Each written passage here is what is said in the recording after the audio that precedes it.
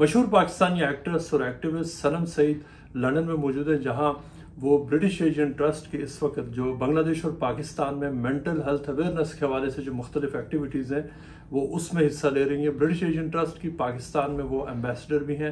اس حوالے سے وہ جو پاکستان میں مختلف جو اس چیریٹی جن ایریاز میں کام کرتی ہے، سنم سعید اس میں لیڈنگ رول پلے کر رہی ہیں۔ سنم، پاکستان میں آپ برٹش ایشین ٹرسٹ کی ایمبیسڈر ہے، جو مینٹل ہیلتھ کا ایشو ہے یہ پاکستان میں کتنا گمبھیر، کتنا سیریس ایشو ہے؟ بہت ہی زیادہ سیریس ایشو ہے۔ لوگ اس کے بارے میں زیادہ بات نہیں کرتے ہیں، ان کو لگتا ہے کہ یہ ڈھکی چھپی باتیں ہوتی ہیں، ایکسیپٹ نہیں کرتے ہیں کہ ہاں کوئی ذہنی مسئلہ بھی ہوگا، کوئی ذہنی مریض ہو سکتا ہے، کوئی ذہنی ایشوز، کوئی ڈپریشن ہو سکتا ہے، ٹراما ہو سکتا ہے، بہت سے وجوہات ہوتے ہیں جس کی وجہ سے مینٹل ہیلتھ ایشوز سے ہم سفر کرتے ہیں۔ میں، آپ، ہمارے رشتہ دار، ہمارے لوڈ ونز کام پہ بھی بہت ہے، اور اسپیشلی پاکستان میں جہاں پہ آپ کو پتہ ہے مشکلات کی وجہ سے فائنینشیل اسٹریس ہوتا ہے، بچوں کا، اسکول کا، بہت زیادہ اسٹریس ہوتا ہے، and this plays a huge roll on are mental health.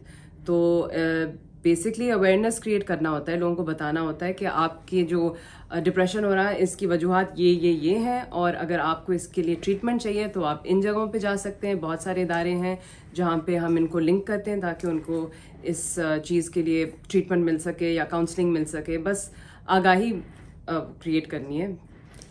یہ بتائیے کہ برٹش ایشین ٹرسٹ اب کافی عرصے سے پاکستان میں مینٹل ہیلتھ کے انیشیٹوز پہ کام کر رہا ہے، تو آپ نے اس پہ جو کتنا امپیکٹ دیکھا ہے over the last few years کے، کتنا جو ڈفرینس کتنا ہوا ہے جو برٹش ایشین ٹرسٹ پاکستان میں ابھی سے ایریاز میں کام کر رہا ہے؟ وہ تو آپ کو برٹش ایشین ٹرسٹ پہ جو آن گراؤنڈ ورکرز ہیں وہ آپ کو بتا سکتے ہیں۔ مجھے اتنا پتا ہے کہ اویئرنیس کی وجہ سے لوگوں کو زیادہ اس بات کے بارے میں انفارمیشن ملتی ہے، لوگوں کو ہمت، ہم لوگ حوصلہ افزائی دیتے ہیں، اور بچوں کو خاص طور پہ، خواتین کو خاص طور پر، جی پیز کو، ڈاکٹرز کو ایجوکیشن دی جاتی ہے from the British Asian Trust. ان کو بھیجا جاتا ہے ان کو سمجھانے کے لیے کہ مینٹل ہیلتھ ایشو کی وجہ سے ان کے یہ پرابلمس ہو رہی ہیں۔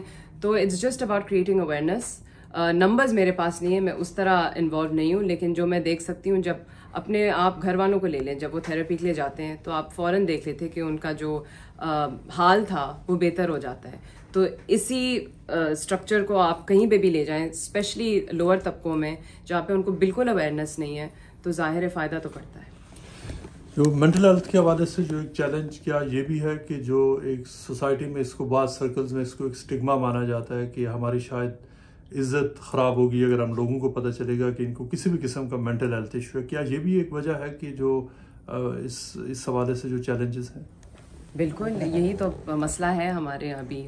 لوگ کیا کہیں گے اگر ہم کسی وہ پاگل خانہ کہہ دیتے ہیں یا اس طرح کے کچھ نیگیٹو کانوٹیشنز لگا دیتے ہیں اس بات کو، لیکن وہی بات، اویئرنیس، ان کو سمجھانا ہے۔ جس طرح کینسر ایک بیماری ہے جو آپ کے آرگنز کو کھا جاتا ہے، مینٹل ہیلتھ ایک بیماری ہے جو آپ کے ایموشنز اور آپ کے دماغی صحت کو کھا جاتا ہے، اور جب تک آپ دل، دماغ اور صحت سے بالکل ہی 100% صحیح نہیں ہوں گے، آپ اپنا خیال نہیں رکھ سکتے، پھر آپ اپنا بچوں کا خیال نہیں رکھ سکتے، گھر کا وہ خیال نہیں رکھ سکتے۔